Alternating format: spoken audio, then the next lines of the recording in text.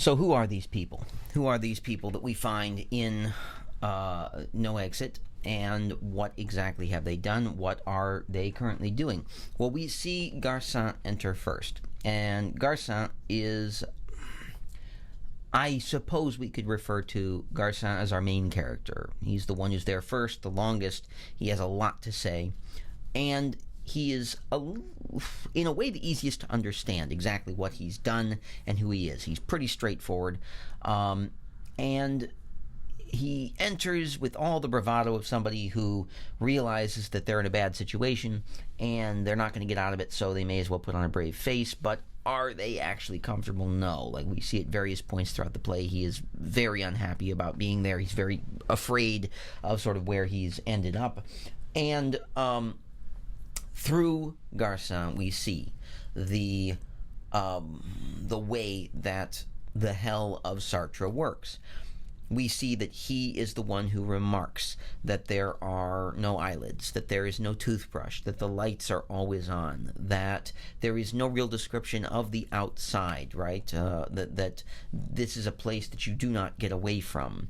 That things don't always work the way that they're supposed to, and that there are a lot of useless items around that remind us of the life that we had on Earth that we no longer have, as sort of an additional punishment, right? If there is no physical abuse of people in hell the way that, it may have been supposed that there would be, that Garcin and everybody else was expecting, there are also things there that remind us of the comforts that we used to have that we no longer do have, right?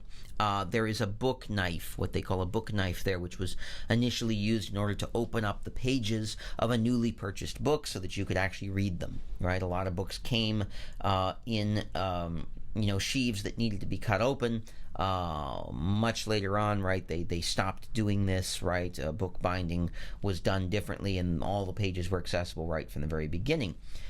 But we know that there's a book knife. It's there, it reminds us of the Earth, but there are no books. And so we're constantly reminded of the little things that we liked on the Earth that we no longer can get access to. We're reminded of the fact that we can't see ourselves because there are no shiny surfaces or mirrors that we can look at. We're reminded that we don't have a need to eat or to do anything right with our mouths because we aren't going to be brushing our teeth, right? Our toothbrushes are gone. The valet who introduces Garcin to the room reminds him constantly that these are ridiculous questions. Why would we need these things? We are in hell. We don't need to sleep. We don't need to eat. We don't need to read things. We're basically in a waiting room forever. And everything is designed to make us take a look at ourselves and to open up about how we got here and who we are, reminding us to open ourselves up to other people. Garcin is a journalist. This is true. He was a part of the resistance, kind of, but more in that he was escaping the war, right? He was running a resistance newspaper. He was a deserter from the army because he refused to participate and was eventually, shot for desertion, right? And for being, a coward, right? He also was cruel to his wife.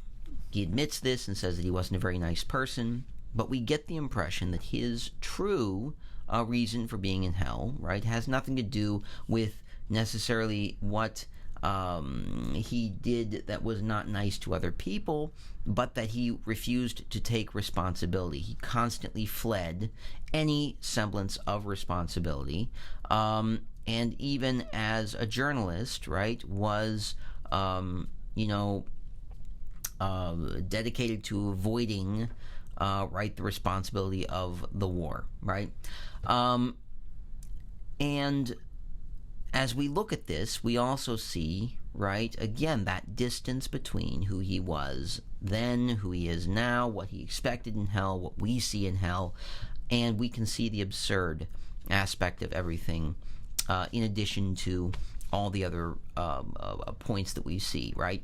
So Garcin, right, ends up in hell as sort of a representative of those people who are too afraid to actually make decisions. And he finds himself forced to discuss this with the other two people who have arrived in hell. He reveals more and more about himself, and it's not just a good plot point, right? I mean, it would be terrible if we were sitting here reading this play and not really seeing anything about what was actually going on and why people were there, right? Of course, people have to talk to each other. But the way the room works makes this happen. If we cannot blink, if we cannot close our eyes, if we cannot sleep, if we cannot avoid the company of others, if we are constantly recalling our lives on earth when anybody thinks about us, right? This is another convention. People, when they think about us, when they talk about us, right, bring us sort of back to the earth, right? We end up seeing people. We end up hearing what they have to say about us. We end up having to hear ourselves be judged in absentia. We are judged by those around us in hell, those that we are no longer with. We have no control over the view that people have of us, over the perception that people have of us. In a way, Sartre recalls this idea of existentialism, that whatever you were, whatever you did on the earth is the only thing that you have to show for what you are. You cannot talk about the potential, the what ifs, the I could have done. The only things that exist are what you actually did.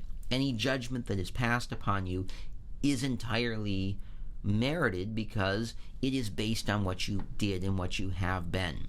We also get this idea that Garcin realizes that he could have been different, that he wanted to be different, but that he never did anything about it. And in hell, he will always be the same, right? He cannot improve upon his situation. He cannot make himself into anything that he was not already. He remains afraid of the confrontation with other people. He remains afraid of being found out as a coward with other people. And once he is found out, it does not make it any better. Nobody needs to forgive him. Nobody can say, well, you might get better. Maybe you'll learn from this. They know exactly who he is. So we're going to pass now to another of the characters. We will talk about Ines next. So in the next video, we'll talk about Ines.